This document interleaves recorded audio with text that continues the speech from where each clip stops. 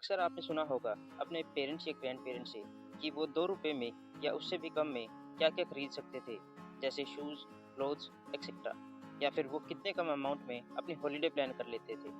लेकिन आज 2 रुपए की वैल्यू है ही क्या? 2 रुपए में आज ना तो आप हॉलिडे पे जा सकते हो, ना ही शूज़, क्लोथ्स जैसी चीज़ें खरीद सकते हो। ऐसा क्यों है? दोस्तों, ये सब होता है इन्फ्लेशन की वजह से। इन्फ्लेशन का मतलब है महँगाई दर बढ़ना। इन्फ्लेशन की तरह उसका ऑपोज़िट होता है डिफ्लेशन, मतलब महँगाई दर घटना। अब आप में से ज़्यादातर लोग सोचेंगे कि इन्फ्लेशन ही क्यों होता है, डिफ्लेशन क्यों नहीं होता है?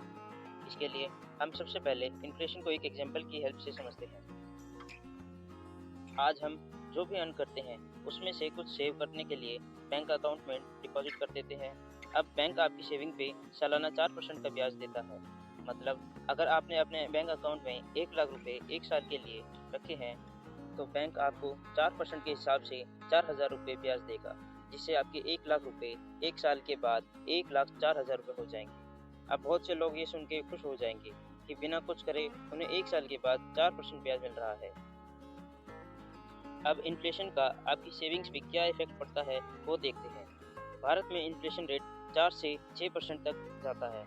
मान लीजिए इस साल इन्फ्लेशन रेट 5% है, मतलब 5% रेट पे आपके 1 लाख रुपए की वैल्यू 5,000 रुपए कम हो जाएगी। मतलब जो चीज़ आप पहले 1 लाख में खरीद सकते थे, उसके लिए आज आपको 5,000 रुपए एक्स्ट्रा देने होंगे। मतलब टोटल 1,05,000 रुपए। मतलब अगर आप कैश सेविंग करते हो 1 लाख रुपए की और उसे 5 साल के लिए अपने घर की लॉकर में छोड़ देते हो, तो उन पैसों की वैल्यू कुछ इस तरह इन्फ्लेशन की वजह से कम हो जाएगी। पहले साल आपके 1 लाख रुपए पे जब 5% का इन्फ्लेशन रेट लगता है, तो आपके 1 लाख रुपए की वैल्यू 95,000 रुपीज़ बन जाती है। वहीं दूसरे साल 95,000 रुपीज़ पे जब 5% इन्फ्लेशन रेट लगता है, तो उसकी वैल्यू 4750 से कम होके 90250 बन जाती है। वहीं तीसरे साल 90250 की वैल्यू आपकी 5% इन्फ्लेशन रेट की वजह से 85,737.5 बन जाती है। चौथे साल में 85,737.5 आपकी कम होके 81,450.625 बन जाएगी। फिफ्थ 81,450.625 कम होके 77,378.09 वैल्यू हो जाएगी। दोस्तों, इन्फ्लेशन रेट किसी एक चीज़ पे नहीं लगता। आज आप कोई छोटी से छोटी चीज़ खरीदें या बड़ी से बड़ी चीज़, हर एक चीज़ पे इन्फ्लेशन रेट का असर रहता है। इन 5 साल में आपके पैसे जो आप अपने घर के लॉकर में ये सोच के जोड़ रहे थे कि वो आपके भविष्य में काम आएँगे, उन 1 लाख रुपए की वैल्यू 5 साल में टोटल 33.33% से घट गई और आपके 1 लाख रुपए की वैल्यू 77,378 रुपीज़ बन गई। अब अगर आप बैंक में भी अपने पैसे को सेव करते हो, तो भी बैंक आपको सिर्फ 4% के हिसाब से 1 लाख रुपए पे 4,000 रुपए सालाना ब्याज देता है, पर इन्फ्लेशन रेट तो 5% 6% तक जाता है।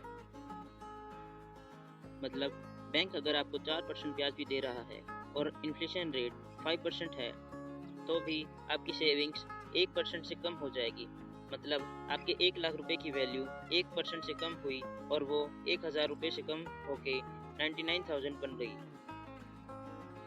इन्फ्लेशन से बचने के बहुत से तरीके होते हैं, जिसके लिए हम अलग से वीडियो बनाएंगे। अब बहुत से लोग ये भी सोचते होंगे कि इन्फ्लेशन रेट कौन डिसाइड करता है और क्या इन्फ्लेशन होना ज़रूरी है? इन्फ्लेशन होने के बहुत से रीज़न होते हैं। उसमें से कुछ रीज़न्स हैं। नंबर 1, इकोनॉमिक बूम, जिसे हम डिमांड पुल इन्फ्लेशन भी कहते हैं। इसमें जब भी देश की इकोनॉमी बढ़ेगी, तो लोगों के पास ज़्यादा पैसे आएंगे और वो ज़्यादा स्पेंड भी करेंगे। अब ज़्यादा डिमांड होगी तो कंपनीज अपने प्रोडक्ट्स के प्राइस भी बढ़ाएगी ज़्यादा प्रॉफिट के लिए, तो ऐसे में इन्फ्लेशन हो सकता है। दूसरा होता है cost pull inflation, increase in raw material price. मतलब जब आपके दाल चावल के प्राइस बढ़ गए खराब मानसून की वजह से, या जैसे ऑयल का प्राइस बढ़ गया हो, या गवर्नमेंट ने रॉ मटेरियल पे टैक्स बढ़ा दिया, जिससे कंपनीज को अपने प्रोडक्ट्स के प्राइस बढ़ाने पड़े, इसमें भी इन्फ्लेशन हो सकता है। तीसरा होता है वेज पुश इन्फ्लेशन या इंक्रीज इन सैलरीज। अब कंपनीज आपकी सैलरीज क्यों बढ़ाती है?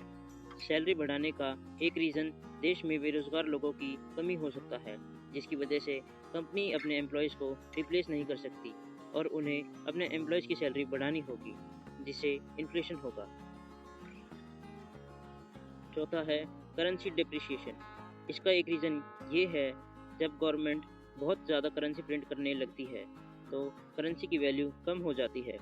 ये बहुत ही खतरनाक रीज़न है, क्योंकि ऐसा रिसेंटली वेनेजुएला में हुआ था, जिससे वहाँ 2016 से 19 तक इन्फ्लेशन रेट 5 करोड़% से बढ़ रहा था, जिसकी वजह से हाइपर इन्फ्लेशन हुआ और 2019 में 10 वेनेजुएलियन बॉलीवर 4 यूएस डॉलर के इक्वल आ गए, मतलब 280 रुपये के पास। इसलिए इन्फ्लेशन का होना ज़रूरी है, लेकिन इन्फ्लेशन रेट गवर्नमेंट बहुत से फैक्टर्स को देखते हुए रखती है। दोस्तों, इन सब फाइनेंशियल एजुकेशन के लिए हमें किसी एज का वेट नहीं करना चाहिए कि आप 18 साल के होने के बाद सीखोगे। आज अगर कोई school student in educational videos को डेली 5 से 10 मिनट भी देखेगा तो वो खुद को अपने फ्यूचर के लिए तैयार करेगा।